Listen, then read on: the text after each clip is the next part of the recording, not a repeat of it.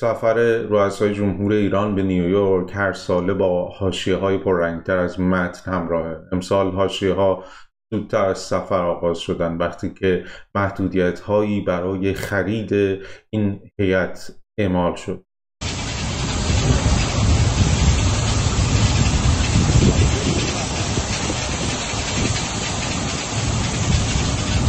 من عطا محمد هستم و اینجا کانال راه 3.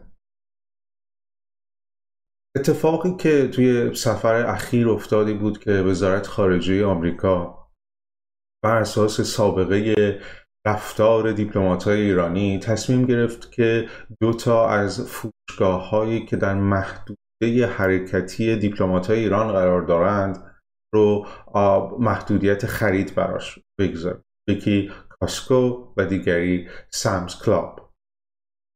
این محدودیت خرید شامل این شد که این دیپلمات ها نمیتونن بیشتر از $1000 خرید کنند مگر اینکه به وزارت امور خارجه آمریکا اطلاع بدن، اون هم 5 روز قبل از اینکه خریدشون رو انجام بدن و اگر مجوز صادر شد اون موقع میتونن که برن خرید بکنن. در واقع اشیاء لوکس نمیتونن بخرن مثل لباس ابریشمی، حتی خودنویس و خودروهایی که بالاتر از $60,000 قیمتش.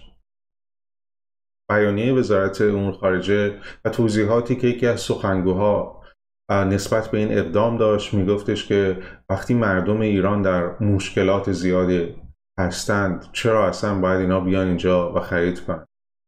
چیزی که اسوسییتد پرس خبر داده بود این بود که رفتار دیپلمات‌های ایرانی عموماً همراه با خریدهای بسیاری. مسئله زمانی خیلی مهم شد که سال 1401 ابراهیم رئیسی رفته بود به نیویورک و همراهانش با یک بار کامیونت داشتن از نیویورک برمیگشتن. خب اون زمان توضیحات مختلفی راجع به اینه مثل اساساً انقدر برنامه فشرده بود اولا و جوری که ما در زمانی که دیدار با ایرانیان ساکن آمریکا بودش همونجا خداحافظی که انجام شد اکثریتا از همونجا مستقیم رفتیم تو ماشین به سمت فرودگاه. یعنی اینقدر برنامه فشرده بود اصلا وقتی برای خرید و گشت و گذار وجود نداشت.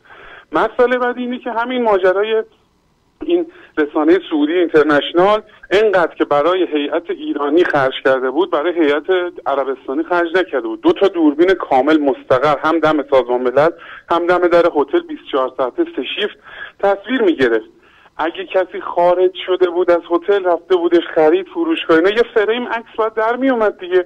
من خدمت شما میگم اساسا کسی از نیویورک پوشک بچه که سوغاتی نمیاره که، بلکه تیمش دوستان میگن آقا کامیونه، با کامیون دارن میبرن یعنی جمعیت زیاده. نه خیر، چون همه چیز از تهران آورده شده و همچنین برخی از وسایل نمایندگی سابق آقای دکتر تخت‌روانچی، یعنی تقریبا میشه گفت 1/3 بارها برای ایشون بوده در دفتر، حتی روش هم روی جعبه هم اسم ایشون نوشته شده بود. و یه سری از مسائل تشریفات مثل پرچم، مثل نمیدونم رومیزی، هدایایی که دادن، هدایایی که گرفتن، مثلا دبیرکل سازمان ملل هدیه داده، همه اینها رو توی جعبه‌های مختلفی از کارتون موز گرفته تا چه هر کارتونی که بوده انجام دادن. این دوتایی که بده کردن پودر مکمل ورزشی و بدنسازی و مثلا پوشک، اینها کارتون هایی بوده که اونجا استفاده شده برای بسته‌بندی اینها. من تاکید میکنم اساسا نه وقتی برای خرید بوده و نه قصدی برای خرید. اما نکته مهم اینه که این توضیحات کسی رو قانع نکرد، چون توی تصاویر چیزهایی که دیدیم آکپند بودن.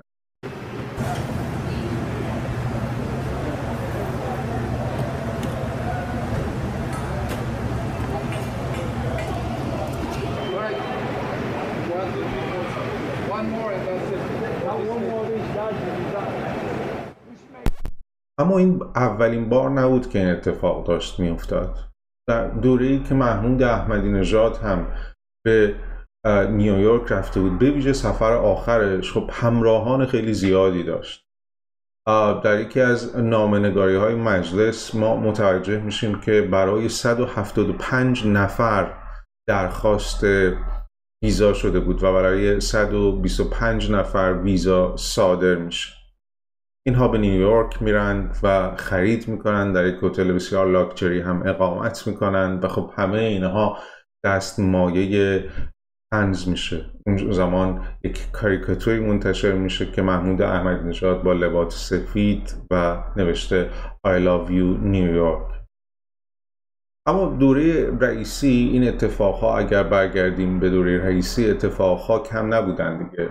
ما اصلا نمیدونیم دوره رئیسی چند نفر به نیویورک رفتن. الیاس حضرتی تو این سخنرانی که در توضیح اتفاقها افتاده میگه 400 نفر.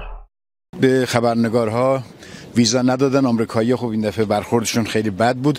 البته به شما عرض بکنم سیاست کلی آقای دکتر پزشکیان چه در سفرهای داخلی و چه در سفرهای خارجی کاهش مجموعه تیم هست و کاهش افراد و همراهان. گاه هم خودش تنهایی به اتفاق آقای قائم پناه میرن مسافرت استانها، غافلگیرانه میرن. خیلی دنبال تشریفات و تشکیلات و تعداد نفرات و همراهان زیاد اینها نیست، برخلاف ادوار گذشته که 200 نفر، 300 نفر، 400 نفر همراهی میکردن. ایشون به کمترین نفرات و کمترین مدت حضور در سفر و روالش هم برای این نیست که نمیدونم آقا خریدی باشه فلانی باشه، این الکی حرفای آمریکایی برای خودشون تنظیم کردن، پروتکل تنظیم کردن برای همه هیئت‌ها. و لذا آقا یه چیز همچنان با نفرات کم به تعداد کمی هم گفت بعضی از اونها رو ویزا نداد. برخی از ایرانی‌ها از این محدودیت‌هایی که برای تیم پزشکیان در نظر گرفته شده خوشحالن. برخی رو تحقیرآمیز میدونن. به هر حال اتفاقی که افتاده اینه که قبل از اینکه مکانیزم ماشه فعال بشه، محدودیت‌ها علیه مقامات جمهوری اسلامی داره بیش از پیش میشه. اما حاشیه مهم دیگه‌ای که توی این سفر بود، انتظارهای جمعی از این بود که قرار پزشکیان در آمریکا با مقامات آمریکایی دیدار کنند. چیزی که قبل از سفر علی خامنه‌ای در یک سخنرانی عملاً مذاکره رو منتفی کرد. حرف من اینه که در حال حاضر با وضعیتی که وجود داره، حالا ممکنه 20 سال دیگه 30 سال دیگه وضعیت دیگری وجود داشته باشه، با او کار نداریم. در وضع کنونی مذاکره با دولت آمریکا اولا هیچ کمکی به منافع ملی ما نمیکنه، هیچ سودی برای ما نداره، هیچ ضرری را هم از ما دفع نخواهد کرد. در واقع این انتظار یه عده‌ای بود که میخواستن پزشکیان کار خاصی انجام بده. بیش از این که پزشکیان به اونجا بره، تو روزنامه‌های مختلف اصلاح طلب هم از پزشکیان خواسته بودند که وقتی اونجا رسیدی حتما تلاش کن که مذاکره کن. اقدامی که توی سالهای گذشته رئیس جمهورهایی که حتی از پرستیژ بالاتر یا مثلا ایستادگی بالاتر نسبت پزشکیان برخوردار بودن هم نتونستن بکنن. چه حسن روحانی که نتونست این کار رو انجام بده، چه محمد خاتمی که ما فکر میکردیم تو اون زمان رفته بود تو دستشویی قایم شده بود، ولی محمد علی ابطحی اخیراً اعلام کرد که پشت پرده با یکی از مقامات قطری داشته صحبت میکرد. اون سال گفتگوی تمدن‌ها شده بود، خیلی گل کرده بود تو سازمان ملل. بله. یه جلسه اجلاس ویژه‌ای سازمان ملل قبل از اجلاس عمومی گذاشت در ارتباط با گفتگوی تمدن‌ها. دبیرکل سازمان ملل بود و آقای خاتمی. بله، کوفی عنان. توی اون جلسه دعوت که نبود، ولی خانم آلبرایت وزیر خارجه بود. خانم آلبرایت گفته من میخوام بیام پای سخنرانی آقای خاتمی. بعد قبل از اینکه اون جلسه شروع بشه ما توی سالونی وایساده بودیم اونجا. یکی از دوستان فکر کنم شاید آقای خرازی بود، اون گفتش که تو این راهرویی که تا قبل از اینکه بریم جلسه، تو این راهرو خانم آلبرایت هم داره میاد که آقای خاتمی اینا هم در وایساده بودن دیگه. بله. و هیچ چاره‌ای نبود برای اینکه باید احوال پرسی کنن. بله. و اون هم خب ایشان مجوزشو نداشت و حتی با خانم آلبرایت.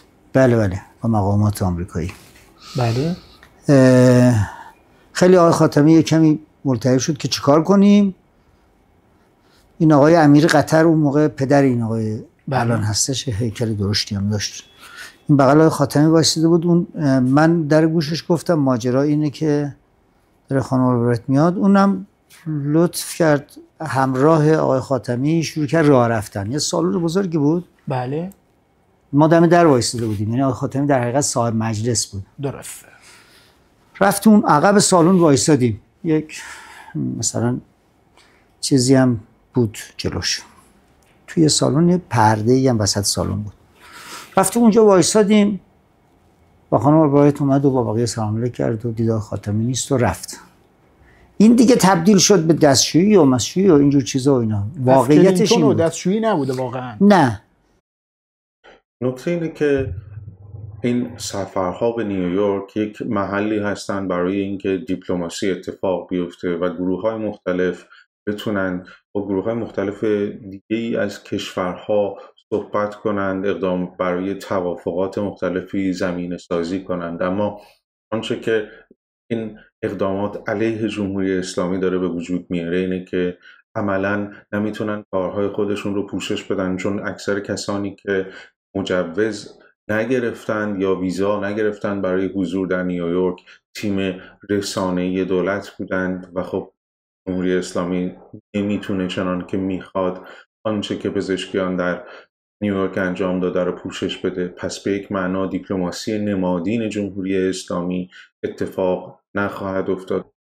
یعنی به صورت خلاصه باید بگیم که جمهوری اسلامی در نیویورک بازنده است، چه از نگاه جهانیان چه از نگاه مردم کشورش.